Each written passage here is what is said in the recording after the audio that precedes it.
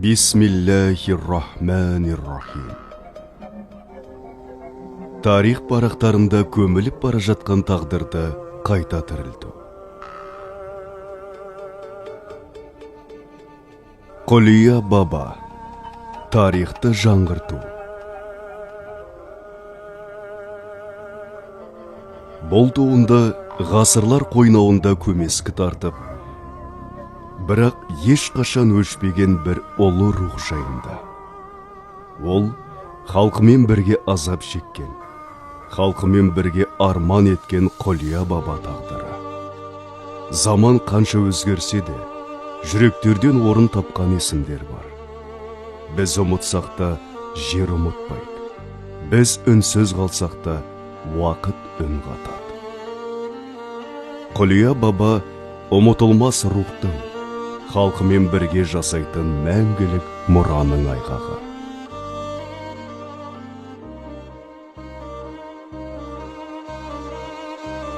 Он 16 ғасыр. Бұл ұлы дала төсінде тағдыр шешкен дәуір еді. Сол замандағы әрбір сарбаздың жүрегінде туған жерді қорғауған емес, өзімен бірге ұрпаққа жеткізер аманат та бар еді. Жердің кеңдігі, елдің байлығы. Бірақ сол кеңістікті қорғау үшін сансыз қан төгілді. Тұран даласынан мыңдаған сарбаздар жорыққа аттанып, Еуропаға дейін жеткені тарихтан белгілі. Бұл тек қана соғыс емес, рух пен өркениеттің қақтығысы болады. Әрбір аттылы туған елдің үмітін арқалаған жауынгер. Бұрынғы Сейхун, қазіргі Сырдария бойын мекендеген халықтар ерте замандарда әр рудан, әскер жасақта, жорыққа аттанды. Сүткен шаһары маңында Боғыз атаның ұрпақтары өмір сүрді. Байдербістің 4 ұлы болды: Көшік, Көбек, Қолия және Тама. Әр рудан 100 әскер. Олар бірігіп мыңдық жасақ құрды. Міне, солардың арасынан батырлығымен дараланған Қолия мыңбасы қол бастап Еуропаға аттанды. Бұл Алтын Орданың соңғы жорықтарының бірі болуы мүмкін. Жорық жылдарға созылды. Қолия мыңбасы қолымен Балқан түбегіне жетті. Алтын Орда Ресейге 300 жыл билік жүргізген империя ғой. Енді шындықты айтатын кез келді. Алтын Орданың жаңағы Ерсайыннан бастап Еуропаға шабуыл жасаған кезде негізгі әскері біздің ата-бабаларымыз болды. Балқан тау, ол да біздің көрген тау деген сөз содан қалған. Негізгі әскері ата-бабаларымыз болды біздердің. Ал моңғолдар болатын болса, тарихи деректер 4-ақ мың нөкер ғана Шыңғысханға еріп Қазақстанға келген жері айтылады. Қалған әскердің бәрі біздің ата-бабамыз.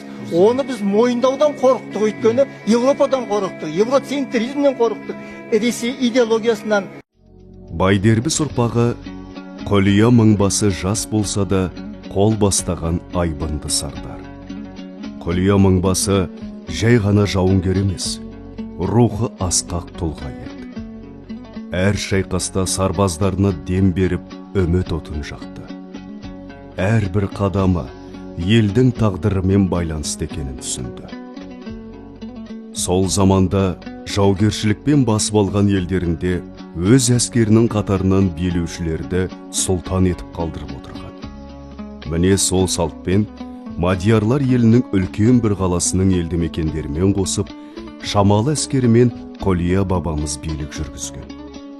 Бабамыз жергілікті елден жар алып, Кенегес пен Кененбай атты ұл сүйді. Кененбай мен Кенегес ешбіріңмен кем емес, Балқан таулық демесең.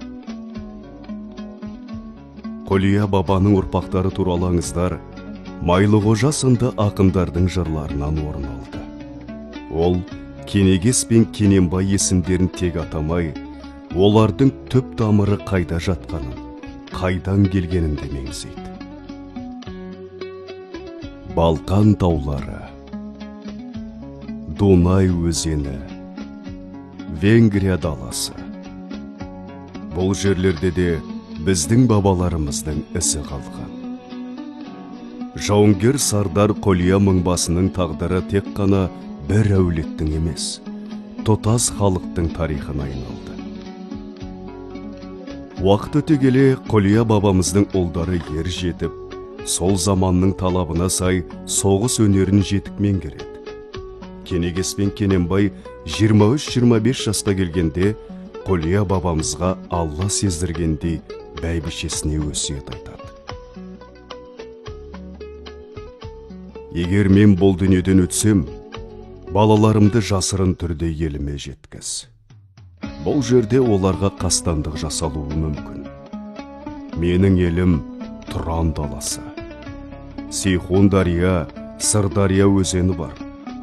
Сол өзеннің бойында Түркістан шаһары.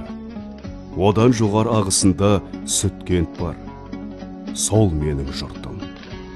Балаларым елін табуы тиіс. Бұл Қолия бабамыздың соңғы аманаты еді. Тарихи деректерде Сүткент қаласы жібек жолындағы ірі шаһарлардың бірі болған айтылады. Ескі жазбаларда Сүткенттің базарында үйілген мейіздің көлемі 2 киіз үйдей болғаны дәріптеледі. Бұл өлке Қызылдың құмына іргелес жатқан ата бабаларымыздың ата қонысы еді. Сол Сүткент маңында Байдербістің басқа ұрпақтары Көшік, Көбек, Тама тұрып жатқан. Қолия баба дүниеден өткен соң, оның ұлдары Кенегес пен Кененбайды аналары құпия түрде елге аттандырады. Батырлық пен төзімге шыңдалған қос ұл айлап жүріп сыр бойына жетеді. Жолда қазақ пен қалмақ арасындағы шайқасқа тап болып, қандастарын танып, қазақ жағына шығып, ерлік көрсетеді. Жеңістен кейін олардың даңқы ел ішіне тарайды. Кенегес пен бірнеше шайқаста жаудың бетін қайтарып, қалмақтарды түре қылды. Қазақтар жеңіске жетіп, қалмақтарға бұл жерге қайта оралуға мүмкіндік бермеді. Қалмақтарға қарсы соғыста негізінен Қоңырат атадан тараған жауынгерлер болғандықтан, Кенегес пен Кененбайды әр ру өз жағына тартқысы келеді. Екі батырдың Балқантаудан келгенін естіген батыр Көшік бабамыз билерге жүгініп, егер шынымен біздің бауырларымыз болса, Түркістандағы қасиетті Тайқазанның құлағын тістесін деген шарт қойылады. Көшік батыр ойланбастан барып, Тайқазанның құлағын тістеп, батырларды бауырына басады.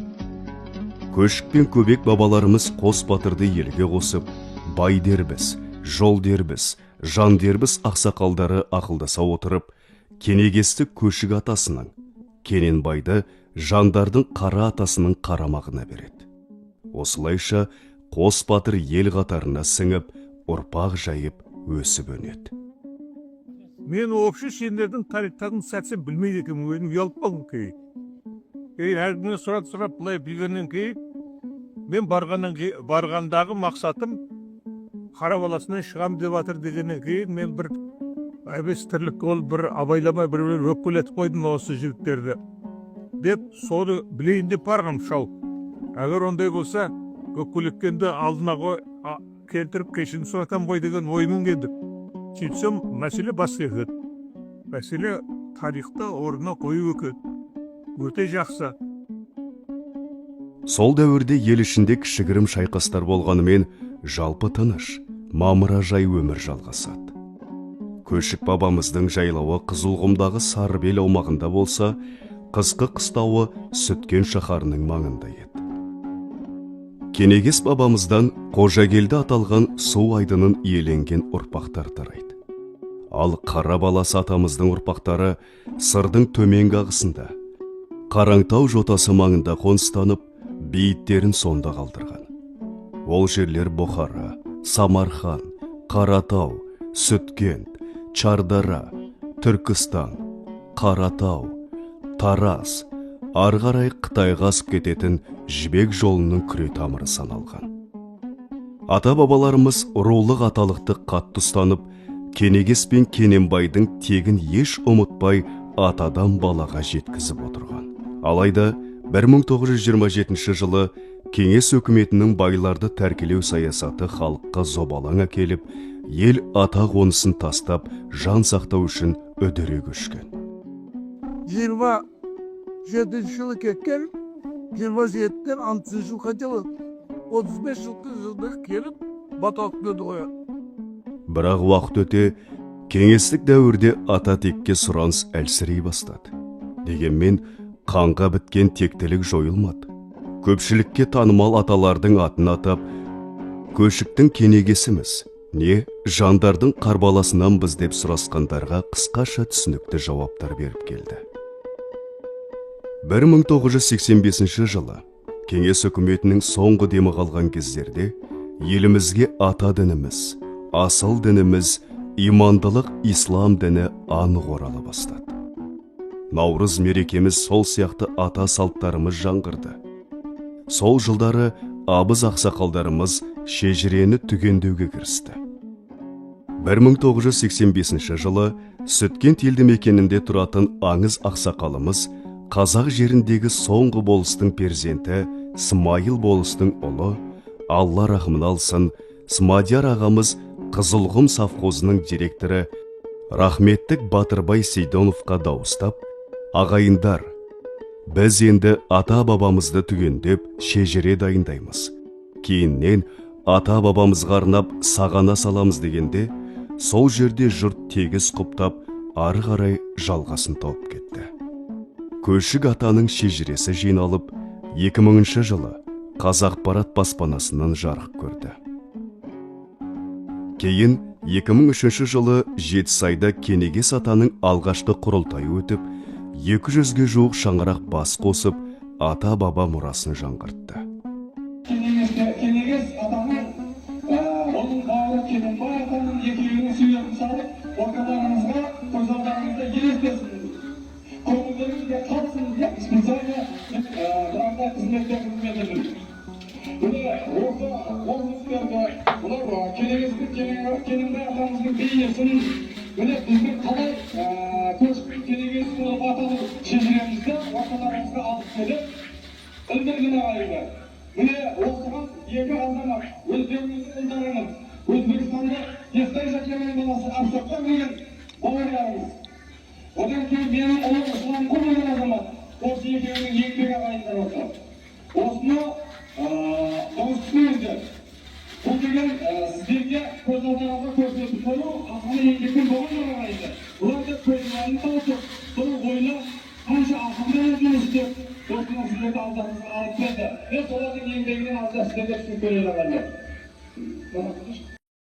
Араға жылдар салып, Кененбай атаның ұрпақтары да табылып, бауырлас бірлік қайта жаңғырды.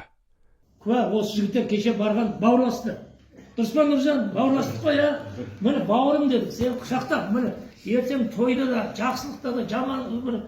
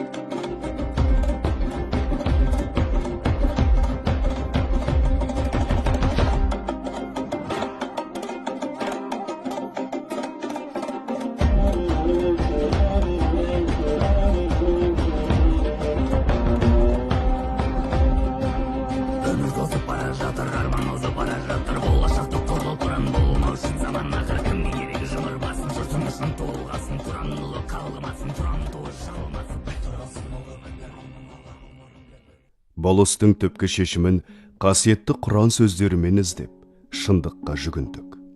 Құранда асыранды бала бел бала болмайды. Оларды әкелерінің атымен атаңдар. Бұл Алланың алдындағы әділет делінген. Осы аятқа сүйеніп, Кенегес пен Кененбай ұрпақтары Қолия бабамыздың тікелей ұрпағы екені нақтыланды. 2025 жылдың 17 мамырында ел ағалары бас қосып, Қолия бабамызды Байлар Жандар атасының 12 атасының бірі деп бекітті.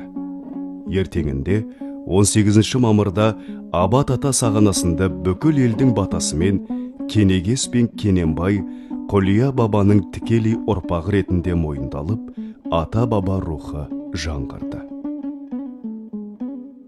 Бұл ұрпақтың аталықты ұмытпай, ақиқатқа адалдығының белгісі. Әруаққа құрмет, елге өнеге болып қала бермек. Аш кезде, қиын кезде келіп, көшікке ағайын болып көшіктің ішіне кіріп едіңдер. Қара баласының ішіне кіріп едіңдер. Енді тойғаны кейін кетейін дедіңдер ме деген сияқты теріс дұрыс емес әңгіме айтылып қап бір жерлерде. Ол бұлар ертеректе қозғалады. Біз ойлаймыз, ол онда бір қимастықпен, қателікпен айтылған әңгімелер шығар. Бірақ біздің Қолия бабамыздың ұрпақтары бізден бөлініп кетіп жатқан жоқ. Бізбен бірге Алла бізді бауыр туыстық жаратқан, солай арырап жылжып кете бермейді. Сондықтан ду қол шабыт қылсаңыздар болады, ұқсап. Сондықтан кеше осы Кененбай мен Кенегестен тараған екі ұрпақтың балдары кеше маған өтініш жасады. Аға, сізден өтініш, біз білеміз. Ас беруге кезек очередь болып сізге әркім қайта айтып жатқан.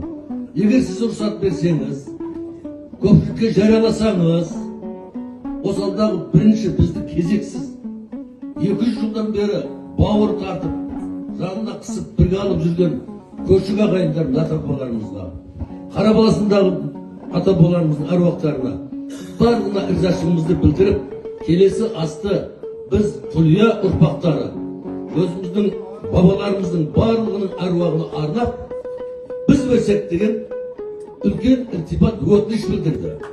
Мен оны қолдап қабылдадым, сондықтан жариялаймын. Келесі күздегі асты Қолия балдарына береміз. Дұрыс па? Қол шапалақ соғындырып, болат дұрыс деп. Бисмилля, Аллаху Акбар. Я Алла, жаратушыйым, бір өзіңнің разылығың үшін Қолия бабадан тараған Кенегес пен Кененбай ата ұрпақтары қатым құрам бағыштап, ағайын туыс бауырларға ас беру үшін осы боз биені шалуды ниет еттік. Алла ниетімізді қабыл, мұратымызды асыл етсін. Әумин. Аллаху Акбар.